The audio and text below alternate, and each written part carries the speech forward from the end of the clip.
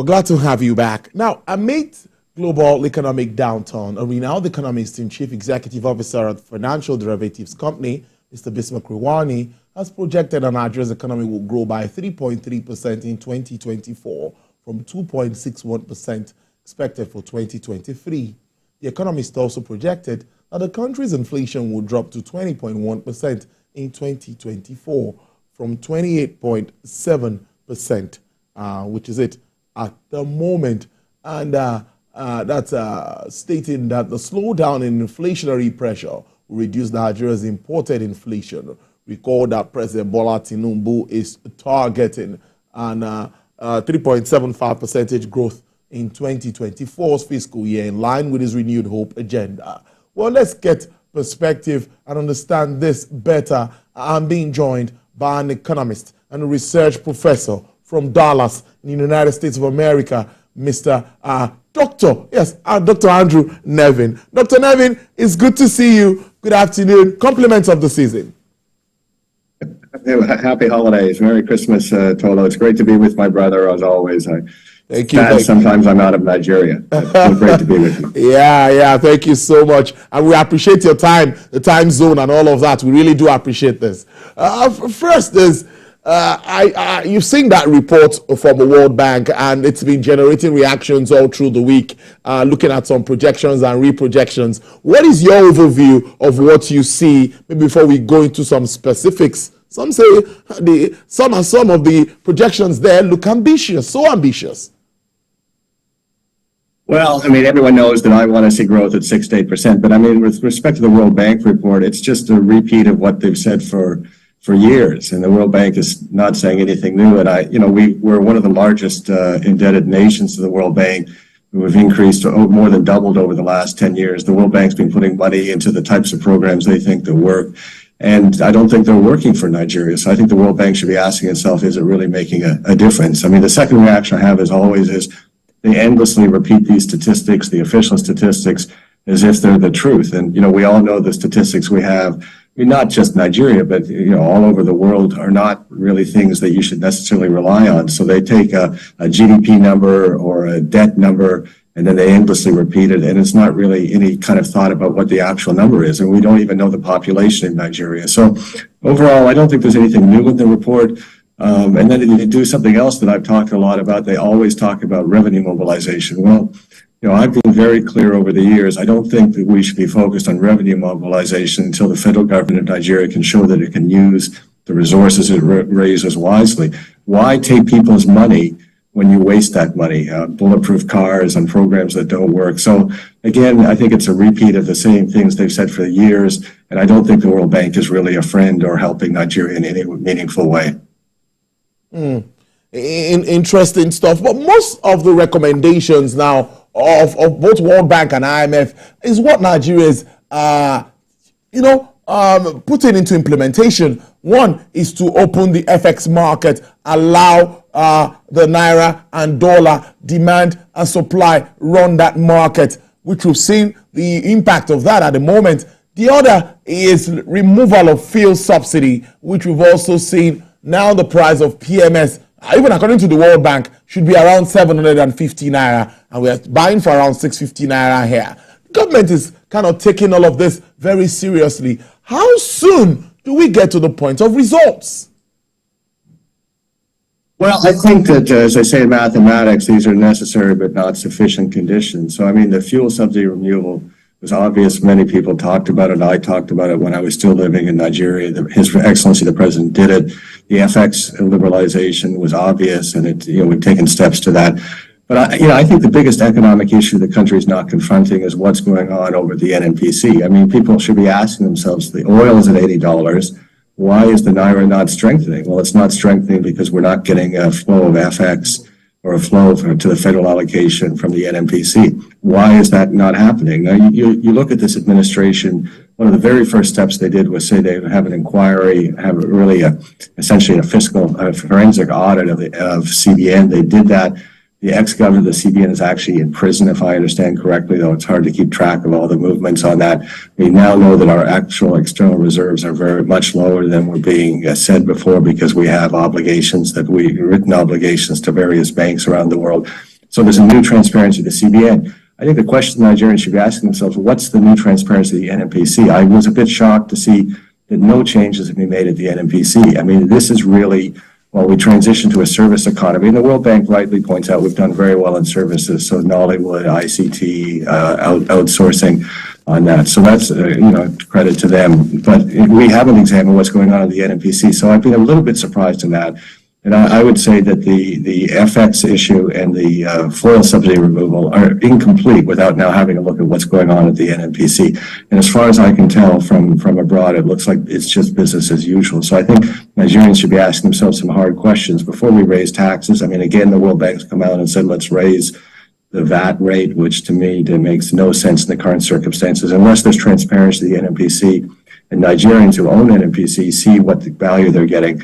These other reforms are never going to work.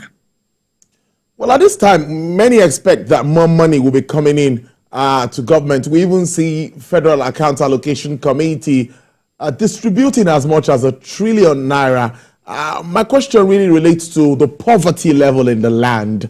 And that World Bank report again says there's been an increase from about 40% of the population to about 46% in 2023. This is worrisome. How do you see subnationals, local governments, supporting government at the federal level in at least addressing some of these challenges with regards to poverty? Well, I've been very clear over the years. I mean, poverty is going to be solved at the subnational level, particularly at the state level, but increasingly at the LGA level. I mean, these national programs never work. I mean, again, I go back to the World Bank. I mean, they've, I think, loaned the country $800 million for palliatives because of the removal of the foil subsidy. We're already getting stories that this money is being misused. So these top-down programs have shown again and again and again in Nigeria not to work. I mean, what will work for the bottom of the pyramid is if the agricultural sector thrives. And there's, two things that need to happen to that. And number one thing, again, and where the federal government has a critical role, is insecurity. To the extent that we get better security, we're going to have improved agricultural production. That's going to make a difference to the people at the bottom of the pyramid. It's going to also bring down food prices for urban dwellers as well. So that is number one policy.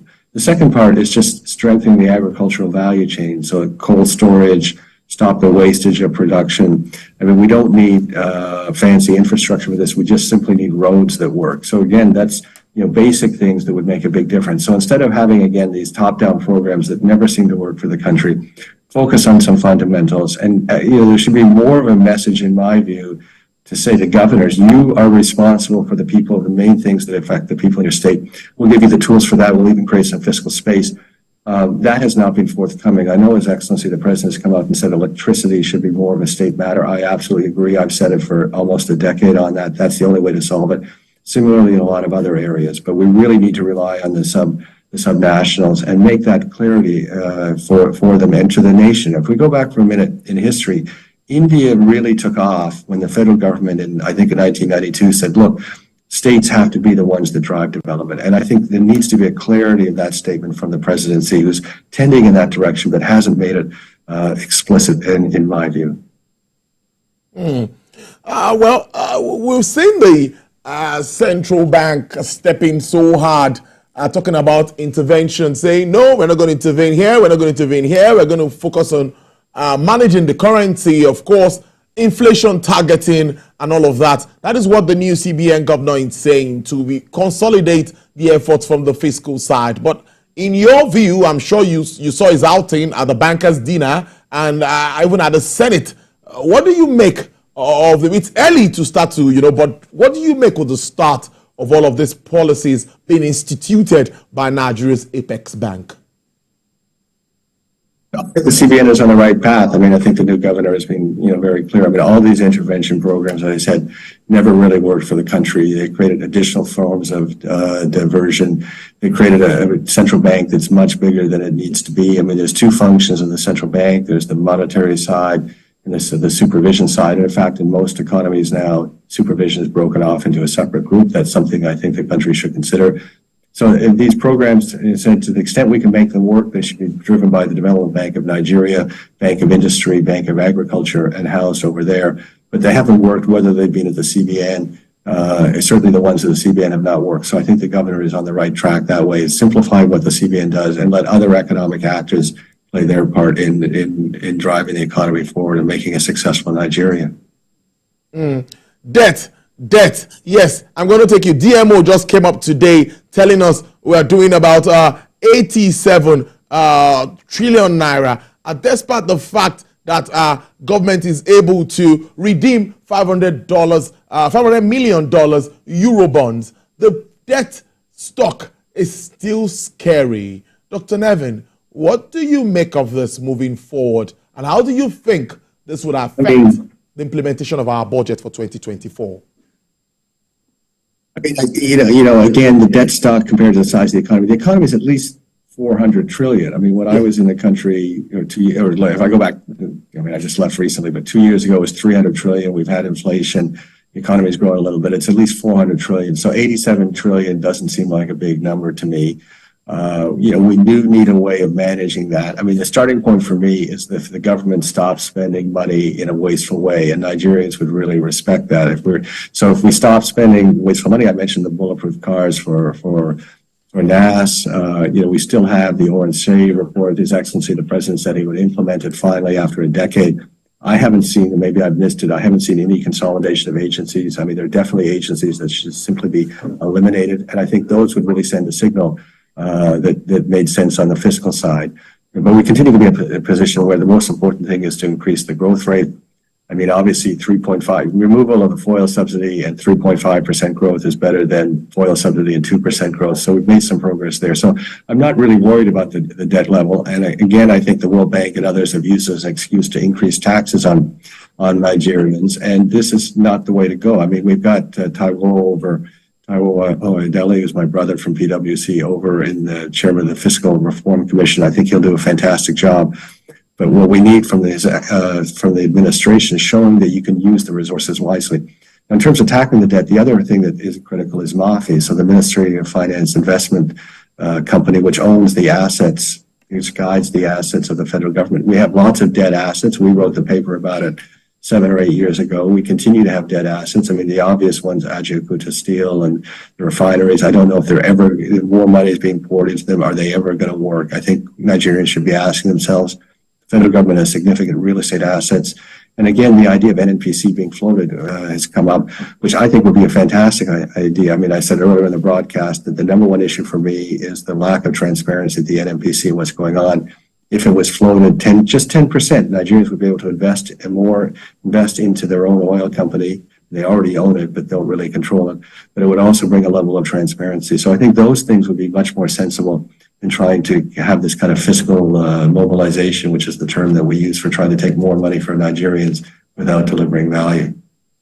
Despite these challenges, moving forward in 2024, we've seen the drive of President Bola Tinubu aimed at attracting investments into the country. Do you still see Nigeria as an investment hub? Do you think that our international partners will want to do business with us moving forward, considering all of these policy changes and all? No, I mean, I'm a great friend, of course, of Nigeria, and continue to be very connected to it. I hope to spend another stint in Nigeria. I'm very optimistic about Nigeria, not necessarily because of what the government does, though I think they're moving generally in the right direction, but because of Nigeria too. Global Nigeria is doing fantastic. I mean, look at the music, look at the sports, look at the Nollywood, look at the outsourcing, the export of brains of Nigeria. So Nigeria is doing fine. I mean, in terms of investors, what I would say to investors right now is you should be looking at Nigeria. It is easier for industry.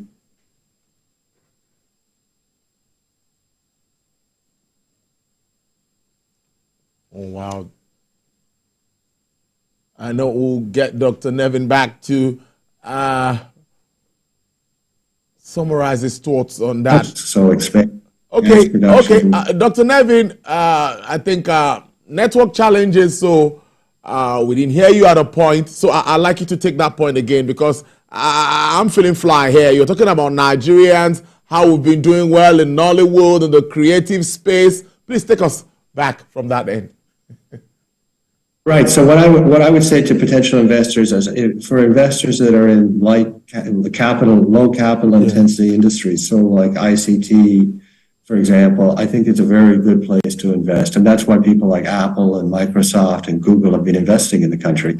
I think for industries that require higher capital investment, so infrastructure and real estate, for example, heavy industry, they're going to take a little more convincing. I think the administration needs to really show that we're an attractive space for them. So I think that will flow in a few years. But let's focus right now on the low capital intensity industries, and that will make a difference, and that'll make it show people that we have a good environment. But I continue to be very optimistic.